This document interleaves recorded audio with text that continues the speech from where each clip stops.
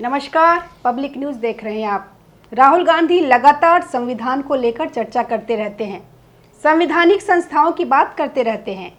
राहुल गांधी जब भाषण कहीं पर भी देते हैं तो एक बात बोलते हैं कि मैं भारतवर्ष के अंदर बम फोड़ूंगा, बम का धमाका करूंगा, और कहते हैं कि छोटा मोटा नहीं, मैं तो हाइड्रोजन बम फोड़ूंगा और ऐसा बम फोड़ूंगा कि पूरा देश हिल जाएगा। लेकिन अब राहुल गांधी के ऊपर ही बम धमाका हो गया है। वो जो हाइड्रोजन बम इधर उधर लेके घूमते हैं, इन्हीं के ऊपर फट गया है। आपको याद है जब जगदीश धनखड़ जी का त्यागपत्र हुआ था स्वास्थ्य कारणों से, तब इन्होंने कैसे आपदा को अवसर बनाकर, यानी कि उनके इल हेल्थ को अपने पॉलिटिकल यूज़ के लिए इस्तेमाल करते हुए उनको बदनाम करना आरंभ कर दिया, उनके बारे में झूठ बोलना शुरू कर दिया। धनखड़ जी गायब हो गए, धनखड़ जी को हटा दिया गया। लेकिन कल यानी 12 सितंबर 2025 को सीपी राधाकृष्णन जी ने देश के 15वें उपराष्ट्रपति के तौर पर शपथ ग्रहण करी, और उस शपथ ग्रहण समारोह में कुछ ऐसा दिखा जिसे देख के पूरे विपक्ष के छाती पर सांप लौट गया। विपक्ष अपना मुंह छिपाने लगा, क्योंकि वहां पर पूर्व उपराष्ट्रपति हैं जगदीप धनखड़ जी वहां पहुंच गए। यह धनखड़ साहब सीपी राधाकृष्णन जी से मिल रहे हैं, हाथ पकड़े हुए हैं, साथ में वेंकैया नायडू पूर्व उपराष्ट्रपति भी खड़े हैं। देश के गृह मंत्री अमित शाह से धनखड़ जी मिल रहे हैं। तमाम जो लोग वहां पे उपस्थित हैं सब उनका अभिवादन कर रहे हैं। वो वीडियो भी पूरे सोशल मीडिया में वायरल है, और उनको देखकर ये लोग बहुत परेशान हैं। जैसे ही ये खबर आई कि सीपी राधाकृष्णन जी ने उपराष्ट्रपति की शपथ ली और समारोह में जगदीप धनखड़ भी मौजूद रहे, तो विपक्ष को मानो जैसे सांप सूंघ गया, क्योंकि इनका जो फेक नैरेटिव था, जो वो धनखड़ साहब ने ध्वस्त करके रख दिया।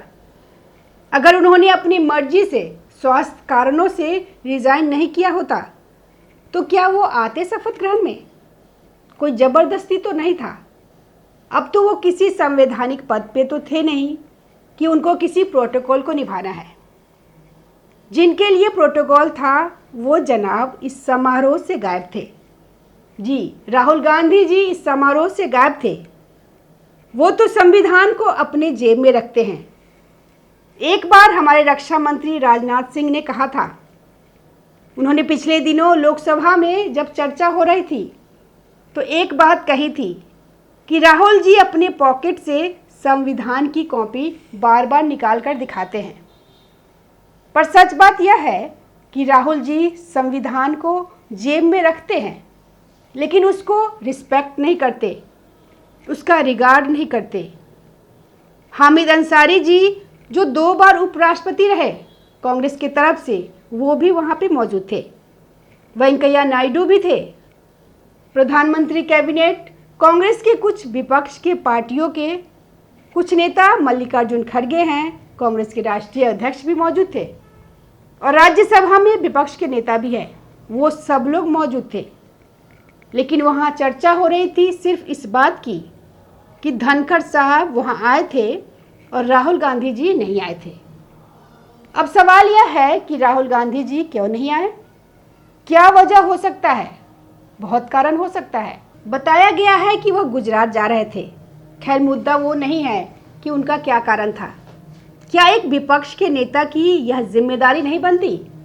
क्या यह एक विपक्ष के नेता के लिए जरूरी नहीं है कि जो संवैधानिक पद पर हमारे उपराष्ट्रपति जी बैठ रहे हैं, उनका शपथ ग्रहण समारोह हो रहा है और राष्ट्रपति भवन में हो रहा है, उसकी होस्ट राष्ट्रपति हैं, तो उनके इनवाइट को नज़रअंदाज किया जाए और राहुल गांधी वहां नहीं पहुंचे?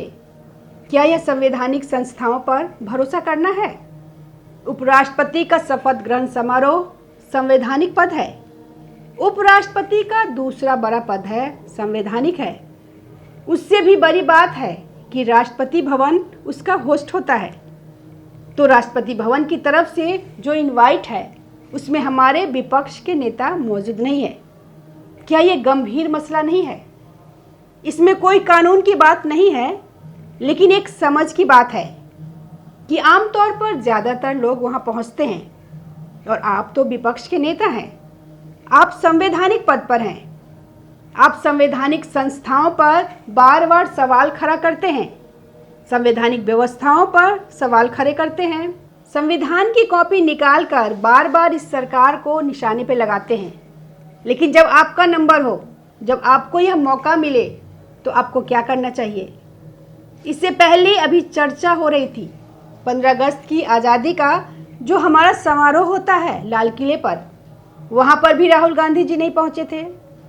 गणतंत्र दिवस से भी गायब थे। मनमोहन जी पूर्व प्रधानमंत्री का जब देहांत हुआ और देश के अंदर राष्ट्रीय शोक चल रहा था, उस समय भी राहुल गांधी वियतनाम भाग गए थे न्यू ईयर की पार्टी मनाने के लिए। आप सोचिए, ये तो इनके ही नेता थे, ना देश के प्रधानमंत्री थे। कांग्रेस के नेता साथ थे। उनकी मृत्यु पर, उनके शोक के समय राहुल गांधी जी भाग गए। और जब देश के हमारे चीफ जस्टिस संजीव खन्ना जी का शपथ समारोह था, तब भी राहुल गांधी जी गायब थे। तब आप बताइए कि क्या इनसे प्रश्न नहीं करना चाहिए? यह स्वरूप होता है एक जिम्मेदार पॉलिटिशियन का, जिम्मेदार लीडर ऑफ ऑपोजिशन का, जो महत्वपूर्ण संवैधानिक कार्यक्रमों से गायब रहे और विदेशों में घूमते रहे। मलेशिया चले जाएंगे बिना बताए, सीआरपीएफ को भी नहीं बताएंगे, देश को नहीं बताएंगे, गायब रहेंगे, वहाँ घूमेंगे, पार्टी ऑल नाइट करेंगे, बैंकॉक चले जाएंगे, इटली चले जाएंगे, कहीं भी विदेशों में घूमने चुपचाप जाएंगे। लेकिन देश के जो महत्वपूर्ण कार्यक्रम हैं, 15 अगस्त, 26 जनवरी जैसे भी कार्यक्रम हो, उनमें उपस्थित नहीं होंगे। देश में रहते हुए भी क्यों नहीं गए? ये क्योंकि मुंह दिखाने के लायक नहीं थे। ना धनखड़ साहब भी वहाँ पर थे कि किस मुंह से जाते। उनको लगा होगा कि कहीं ऐसा ना हो कि वो मुझसे कुछ पूछ ले कि मेरे बारे में तुमने कितना झूठ फैलाया और क्या हुआ झूठ फैलाया तुमने मेरे बारे में। क्योंकि होने को तो कुछ भी हो सकता है और पूछा तो जा सकता है ना। तो ये एक्चुअली इन लोगों का सच है। बहुत ही दुख की बात है। वही कपिल सिब्बल जो प्रेस कॉन्फ्रेंस कर रहे थे, कहा कि जगदीप धनखड़ को नज़रबंद कर दिया, देश छोड़ के चले गए।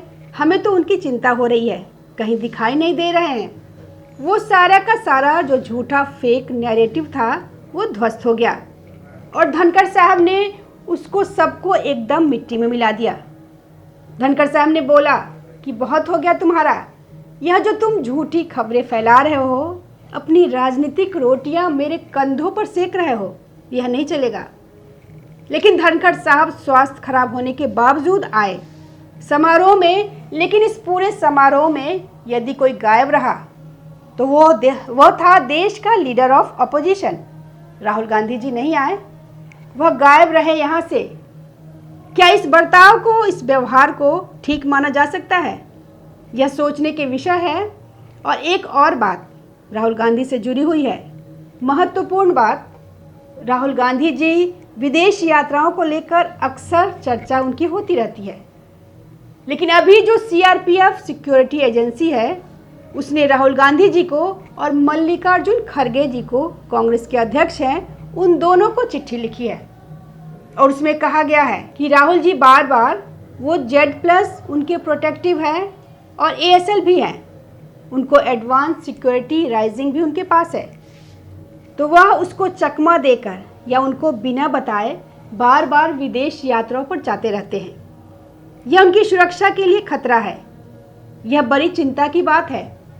वैसे भी गांधी परिवार में 2 बड़े नेताओं, 2 पूर्व प्रधानमंत्रियों, इंदिरा गांधी जी और राजीव गांधी जी, दोनों का एसेसिनेशन हो गया है।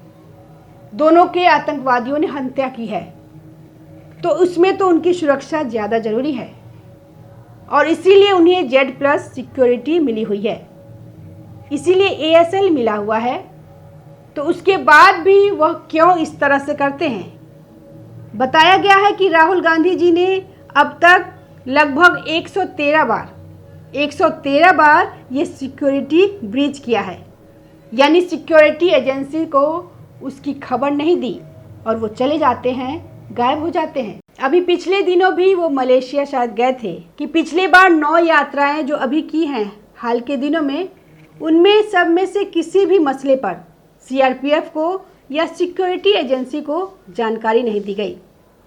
इससे पहले अमित शाह जी उन्होंने इस बात पर भी चर्चा की थी कि राहुल गांधी जी चले जाते हैं विदेश यात्रा पर और वो सिक्योरिटी की एजेंसी है जो उनको खबर नहीं देते, उनको इन्फॉर्म नहीं करते और वो सिक्योरिटी के लिए खतरा हो सकता है। उनकी सिक्योरिटी के लिए खतरा हो सकता है। कांग्रेस ने इस पर बार बार कहा है कि भारतीय जनता पार्टी ये सरकार उनका जासूसी करती है। फिर कहा गया है कि विदेश यात्रा में तो सीआरपीएफ जाती नहीं है। सच बात है कि सीआरपीएफ नहीं जाती है, लेकिन वहाँ जो एम्बेसी होती है, वहाँ जो इंडिया मिशन होता है, वहाँ जो एजेंसी इंडिया की होती है, वो उन पर नज़र रखती है। अभी उनका एक फ़ोटो जो वायरल हो गया था बहुत, जिसमें वो स्कूटी पे खड़े हुए हैं और स्कूटी चला रहे हैं। तो सवाल हो सकता है कि इतने ओपन में वो स्कूटी चला रहे हैं तो कोई भी कुछ भी हमला कर सकता है, कुछ भी हो सकता है। लेकिन क्या यह बड़ी चिंता का विषय नहीं हो सकता? क्या उनकी प्राइवेसी का हनन होता है इस तरह से? यदि वह इन्फॉर्म भी करेंगे तो प्राइवेसी में सिक्योरिटी एजेंसी दूर रहती है, उनके साथ नहीं चला करती, वह सिर्फ उन पर नज़र रखती है। और अगर आप ऐसा समझते हैं कि सरकार को नहीं पता है तो मुझे नहीं लगता। आप बता के जाएं, बिना बता के जाएं, सरकार को तो पता ही होता है। वैसे भी उस पर मोहर लगता है पासपोर्ट पर, तो वहाँ पर एजेंसी को पता है। लेकिन सीआरपीएफ को या सिक्योरिटी एजेंसी को बताना एक जिम्मेदारी होती है। धन्यवाद। ताज़ा खबरों से जुड़े रहने के लिए हमारे चैनल को सब्सक्राइब करें और बेल आइकन को दबाना ना भूलें, ताकि हर खबर की नोटिफिकेशन आपको मिलती रहे।